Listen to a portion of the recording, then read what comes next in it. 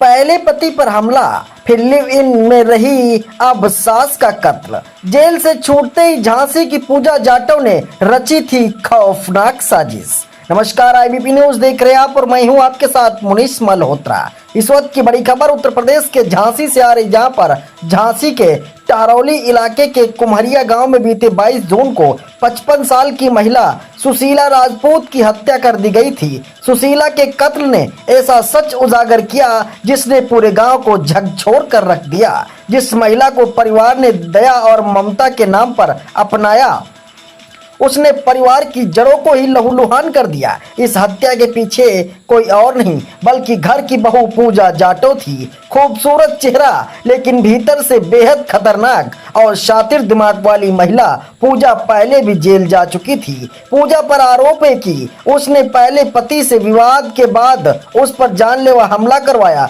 जिससे वह जेल गई। उसका पहला पति रेलवे में कार्यरत था। जेल से छूटने के बाद कोर्ट में पेशी के दौरान उसकी मुलाकात कल्याण राजपूत से हुई, जो खुद भी आपराधिक प्रवृत्ति का था। दोनों लिव इन में रहने लगे। करीब 6-7 महीने साथ रहे और फिर एक सड़क हादसे में कल्याण की मौत हो गई।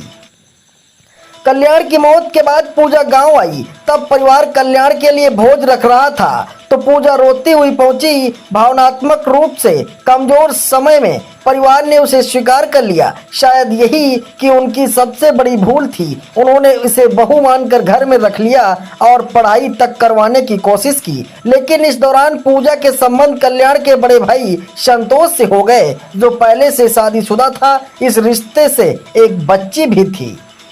पूजा और संतोष के रिश्ते से घर में तनाव पैदा हुआ। संतोष की पत्नी रागिनी के अनुसार कई बार खुद को सौत जैसा महसूस करने लगी थी। संतोष पूजा से ज्यादा और रागिनी से कम बातचीत करता था, जिससे रागिनी मायके चली गई। रागिनी का कहना था कि पूजा की चालाकी का अंदाजा कभी नहीं हुआ। वह उनके साथ 6 साल रही, कभी हिंसा या षड्यंत्र का आभास ही नहीं हुआ। हत्या की साजिश, चाय और इंजेक्शन जैसे लूट की घटनाओं को दिया अंजाम। 22 जून को पूजा ने एक शातिर चालबाजी के तहत अपने तथाकथित ससुर अजय प्रताप और संतोष को ग्वालियर बुलवाया। उसी दिन उसकी बहन कामिनी और कामिनी का प्रेमी अनिल वर्मा गांव आ गए।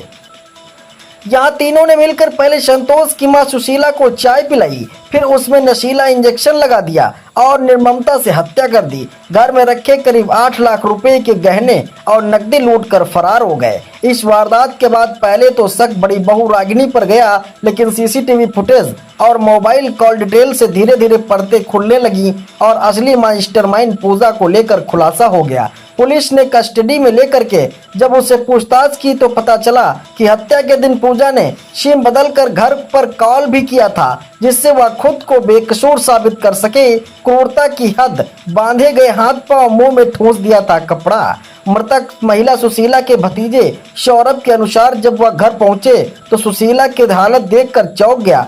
उनके हाथ पैर बंधे थे, मुंह में कपड़ा ठुसा हुआ था और एक आंख नीली पड़ चुकी थी। कमरे में चाय कप, इंजेक्शन और एक डंडा भी मिला। इस मामले की जांच पड़ताल के बाद पुलिस ने कामिनी को अरेस्ट कर लिया। उसकी गिरफ्तारी के बाद पुलिस ने उससे पूछताछ की तो सारा राज खुल गया। इसके बाद पुलिस ने अनिल वर्मा और पूजा को भी गिरफ्तार कर लिया है। मृतका सुशीला के भतीजे ने कहा कि यह तो नहीं पता कि कल्याण से पहले जिससे पूजा की शादी हुई थी वह कहाँ का रहने वाला है, लेकिन वह रेल कर्मी है बताया जा रहा। पूजा बोलती थी वह गलत आदमी था, उसने इसका झूठ फंसाया था, गोली चलवाई थी। पूजा जेल भी गई थी। कल्याण सिंह से झांसी में रहता था, तभी उसकी मुलाकात पूजा से हुई थी। Bureau report, Uttar Pradesh, Jhansi.